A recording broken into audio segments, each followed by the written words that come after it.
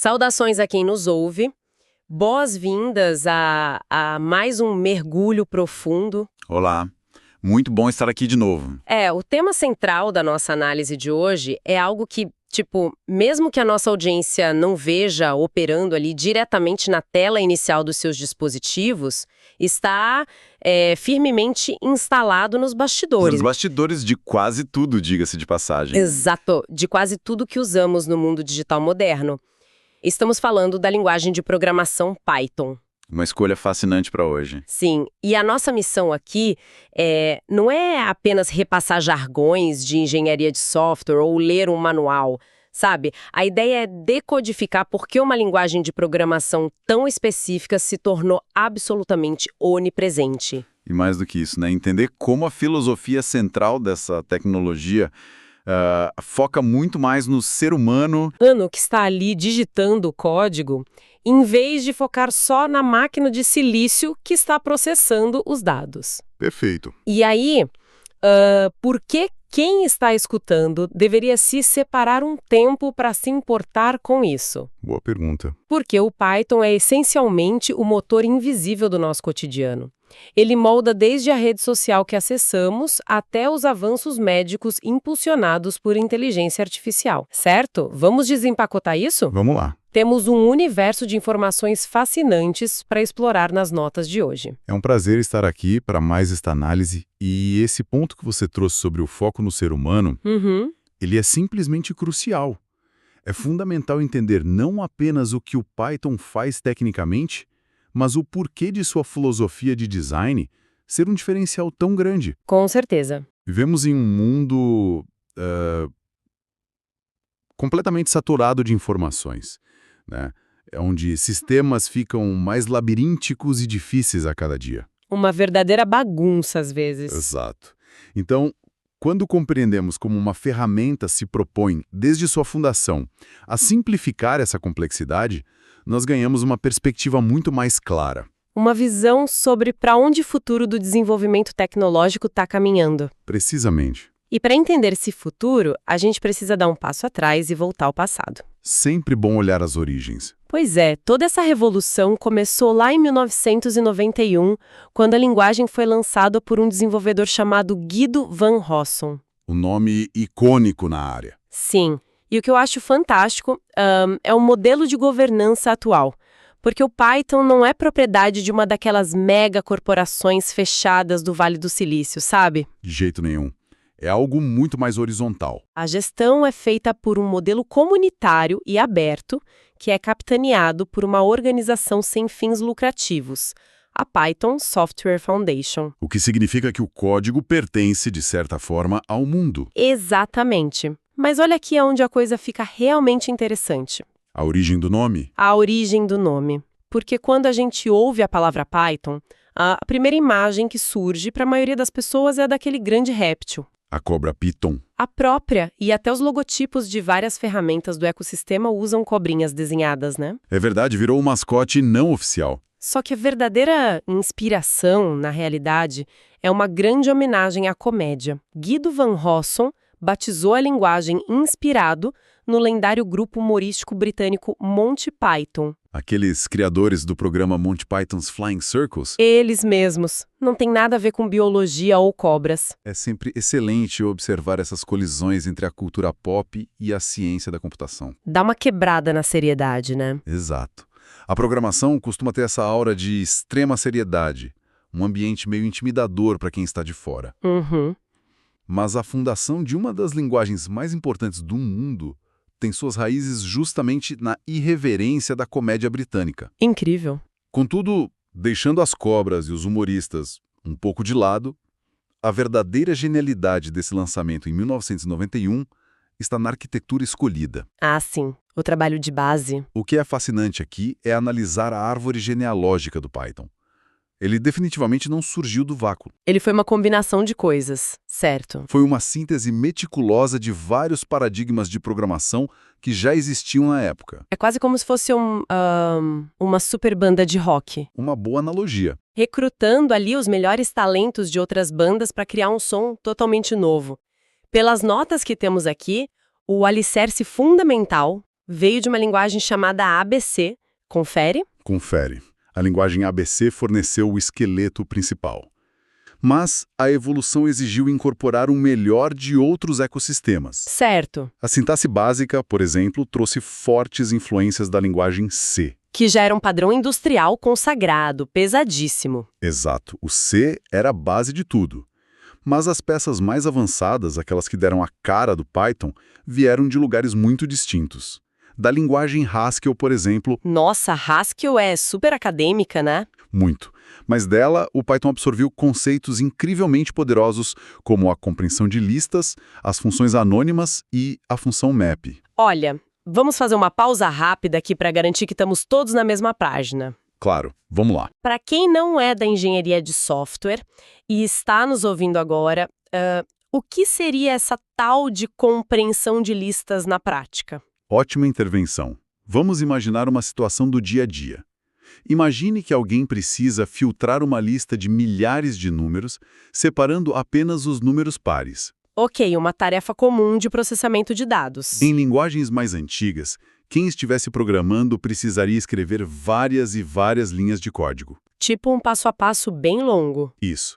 Teria que criar uma lista vazia, depois iniciar um ciclo de repetição, aí testar o número para ver se é par, e só então adicioná-lo à nova lista. Dá trabalho só de falar. A compreensão de listas, que veio lá do Haskell, permite fazer tudo isso em uma única linha. Caramba! Fica lendo quase como uma frase em inglês. É extremamente direto e elegante. Entendido, é um atalho poderoso. E a árvore genealógica nas nossas notas continua. A linguagem Icon cedeu o modelo para os iteradores, certo? Correto. E já os tratamentos de acessão e o sistema de módulos vieram da Módula 3.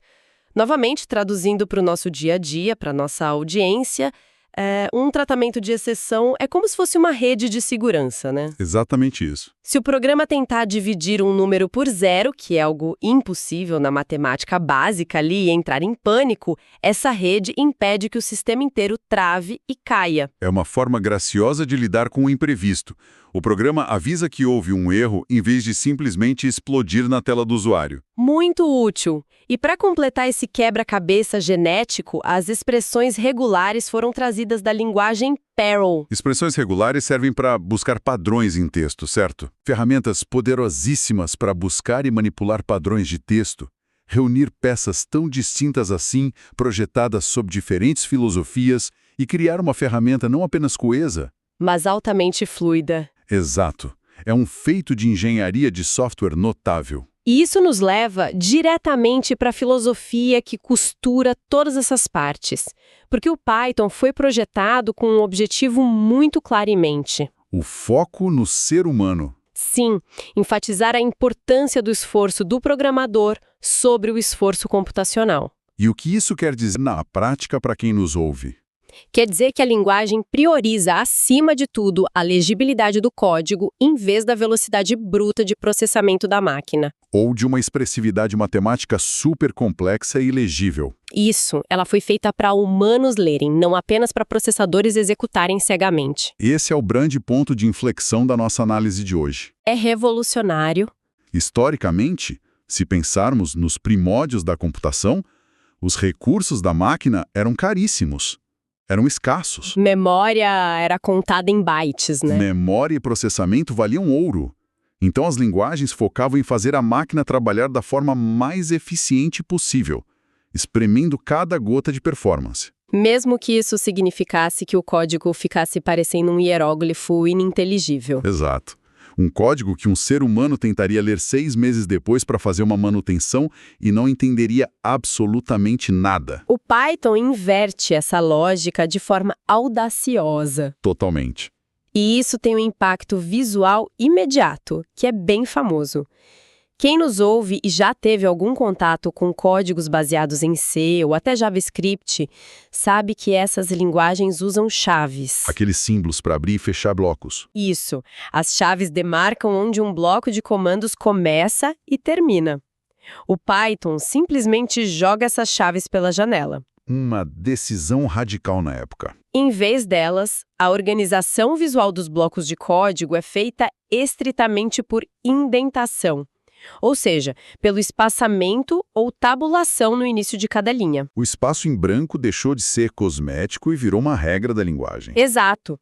Além disso, as palavras reservadas devem estar em letras minúsculas. Mas me diga, essa obrigação de indentar não engessa um pouco as coisas? Engessar. Tipo, não seria mais fácil deixar quem programa organizar o layout do texto como bem entender? Poderia parecer mais livre à primeira vista, mas a liberdade total na formatação frequentemente resulta em caos estrutural. Cada um escreve de um jeito. Exato.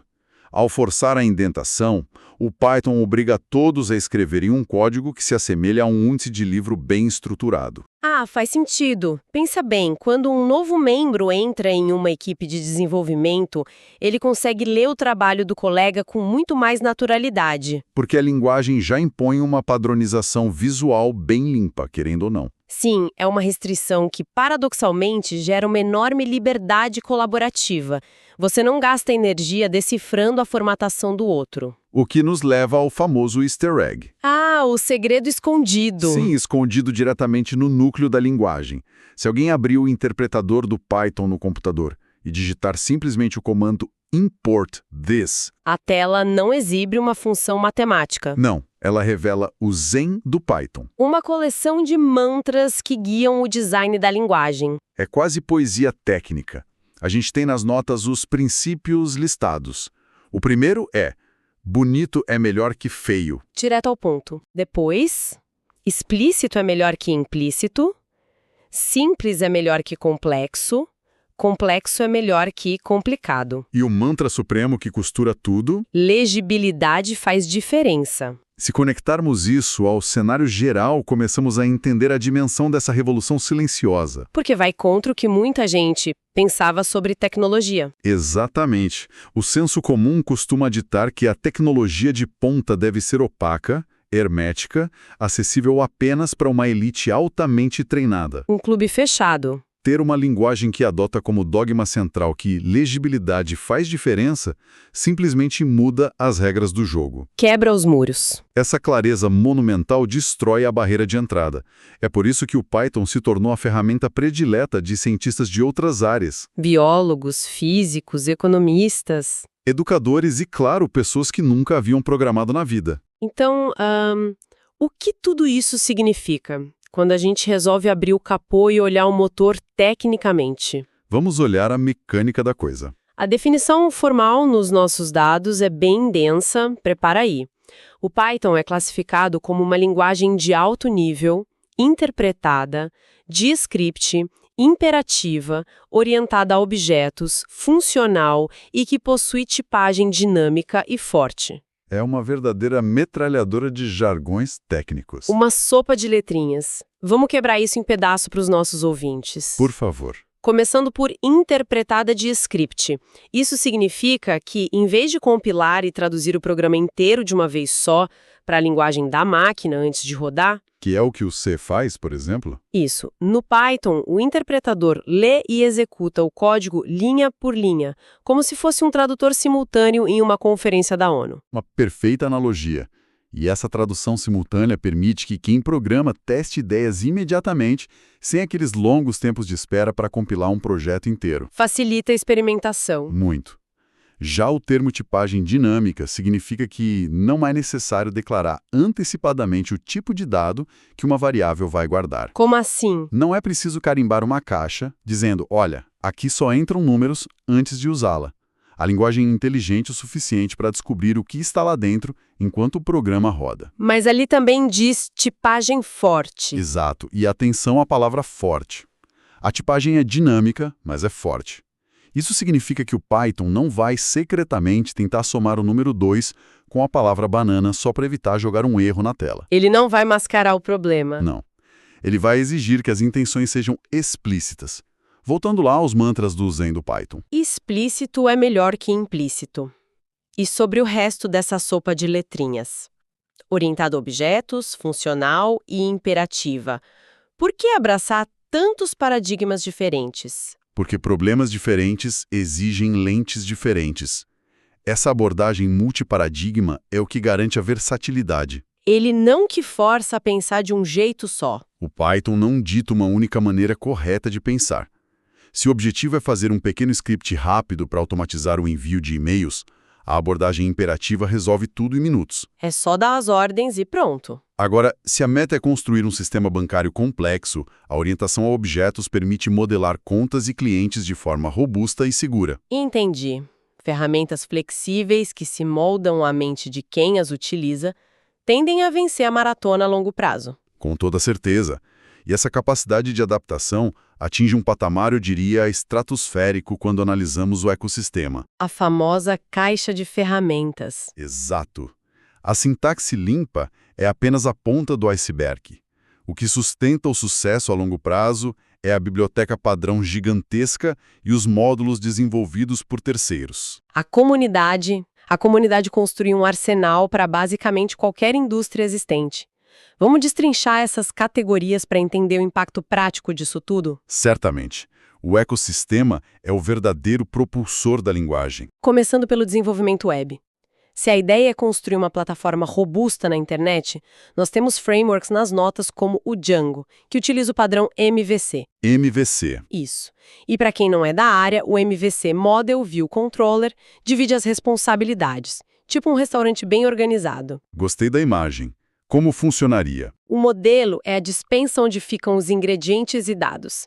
A view é o prato lindamente apresentado lá para o cliente, na mesa. E o controller é o garçom, que gerencia os pedidos e faz a ponte. Excelente.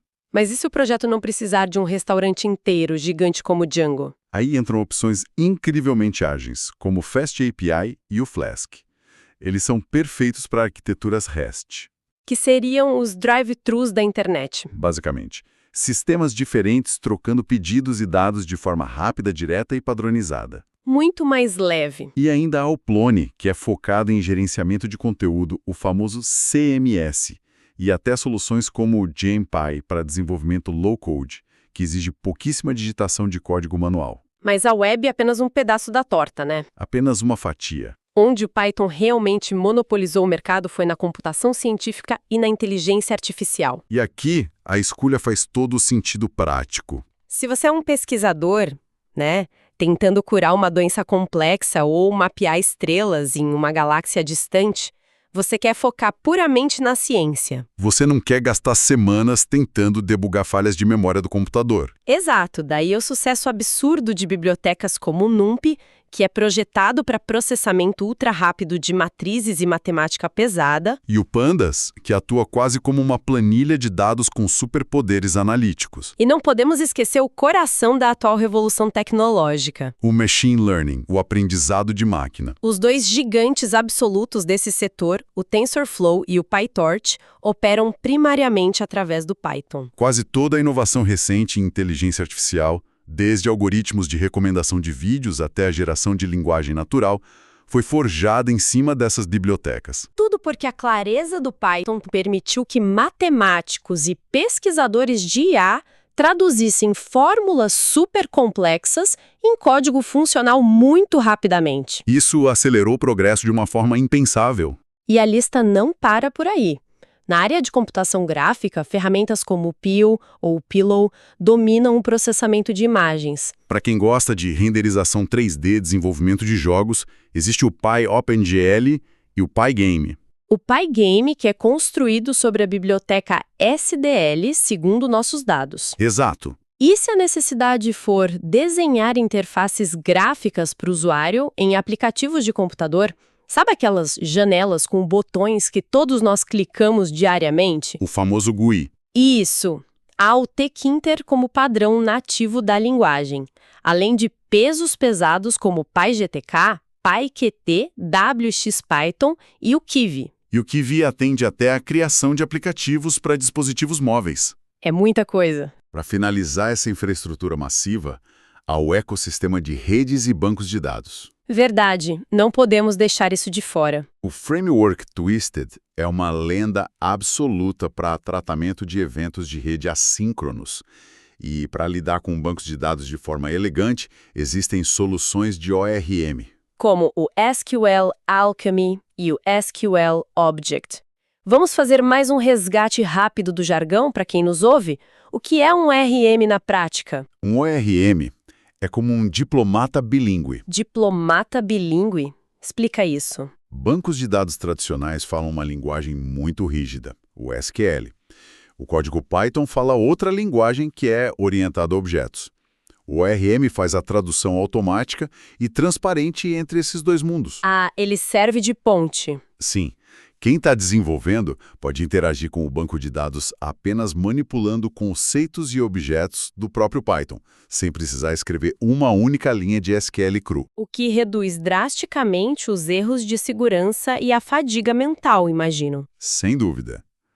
O ZeoDB também entra nessa categoria listada nas fontes como um poderoso banco de dados orientado a objetos nativo do Python. É quase intimidador pensar na quantidade de problemas que já foram resolvidos por outras pessoas e simplesmente empacotados nessas bibliotecas prontas. É o poder da comunidade aberta. E essa utilidade irrefutável nos leva ao próximo ponto da nossa análise: a adoção global massiva e a presença nativa em sistemas. Onde ele vive hoje. O Python não é apenas um software que baixamos da internet.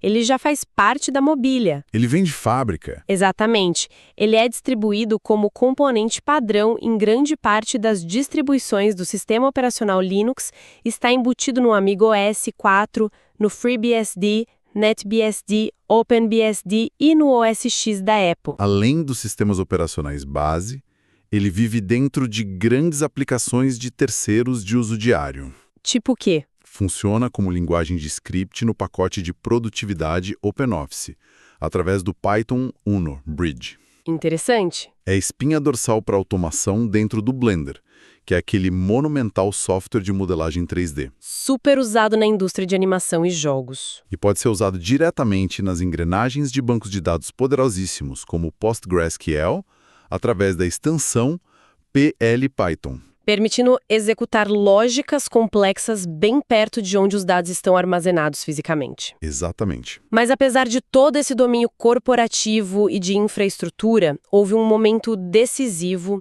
nas trincheiras da educação superior que cimentou o futuro da linguagem. O grande ponto de virada. Em 2009, o venerável MIT, o Instituto de Tecnologia de Massachusetts, mudou seu currículo de introdução à ciência da computação e adotou o Python como linguagem padrão.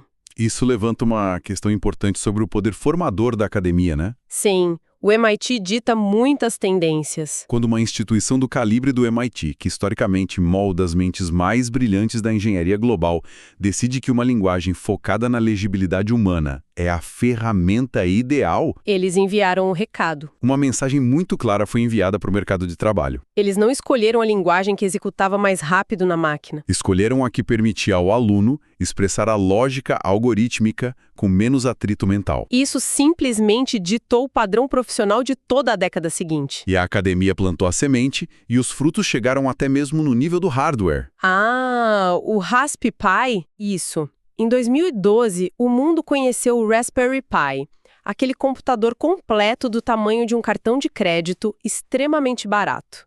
Desenhado especificamente para levar computação para escolas e projetos experimentais. O dispositivo não apenas adotou o Python como uma de suas linguagens primárias de operação, mas o próprio termo Pi em seu nome foi inspirado na linguagem Python. A democratização do acesso ao hardware andou de mãos dadas com a democratização do acesso ao código. E como toda boa inovação, ela gerou descendentes. A filosofia de design do Python reverberou por toda a indústria. Linguagens mais recentes foram profundamente influenciadas por ele. As notas citam a linguagem Bool, por exemplo. A Bool adotou muitos de seus traços. A linguagem Cobra, de forma muito reveladora, adotou a mesma estrutura visual de indentação obrigatória para definir os blocos de código. E até a linguagem Go. Sim, a Go, desenvolvida com todo o peso do Google por trás, baseou-se ativamente nos princípios de desenvolvimento rápido e sintaxe enxuta que o Python provou ser inviáveis em larga escala. O DNA do Python está irrevogavelmente entrelaçado na espinha dorsal da tecnologia moderna. Está em toda parte. Isso nos traz a uma excelente visão geral da nossa jornada de hoje nesse mergulho profundo. Percorremos um longo caminho. Começamos descobrindo uma linguagem que nasceu lá em 1991, com o nome inspirado em um programa humorístico de TV britânico, Gerenciada pela sua própria comunidade, o que é notável, orientada por princípios que parecem mais poesia zen do que manuais de engenharia. e vimos como a decisão radical de priorizar o ser humano que leu o código, em vez da máquina que o executa, transformou o Python no motor dominante do nosso tempo. Desde os bastidores de sistemas operacionais até as redes neurais artificiais mais sofisticadas. E, claro, o ensino de ponta em universidades. É a consolidação definitiva de que boas ideias de design sobrevivem, escalam e mudam o mundo. Remover o ruído visual, eliminar jargões desnecessários na escrita e criar um ambiente acessível é, ironicamente, o caminho mais rápido para construir soluções altamente complexas e duradouras. Mas, antes de encerrarmos a nossa análise de hoje, deixamos guardado um detalhe fundamental extraído da arquitetura da linguagem para uma reflexão final. Um paradoxo muito interessante. Lembra quando discutimos que o Python é uma linguagem interpretada de script? Onde o interpretador precisa ler o código como um tradutor, linha a linha, enquanto o programa funciona. Própria documentação técnica reconhece que essa abordagem agiliza enormemente a vida e o desenvolvimento por parte de quem cria o software, mas tem um custo claro. Ela pode ser notavelmente mais lenta para a execução das tarefas puras na máquina quando comparada a linguagens compiladas antigas. Sim, na ciência da computação raramente existe almoço grátis. É uma troca arquitetônica clássica. O ganho em velocidade para o pensamento criativo humano custa uma fração do tempo e da eficiência de processamento elétrico da máquina. É o preço da legibilidade. E é exatamente nesse embate que reside a nossa provocação para quem nos ouve investigar e debater após o fim dessa análise. Qual seria a reflexão? Pensem nisso. Se o Python, que é uma linguagem que, por design e de forma completamente intencional, sacrifica a velocidade bruta dos processadores em favor da legibilidade, velocidade e facilidade para o raciocínio do desenvolvedor, Se essa é a mesma ferramenta que domina de forma quase hegemônica a atual e bilionária revolução da inteligência artificial. será que atingimos um ponto sem volta na história da tecnologia, onde o tempo humano e o conforto mental se tornaram oficial e economicamente mais valiosos e muito mais caros do que a capacidade de processamento dos computadores que construímos? Uma excelente reflexão para deixar com os nossos ouvintes. Fica o questionamento no ar para quem está escutando. Até a nossa próxima exploração.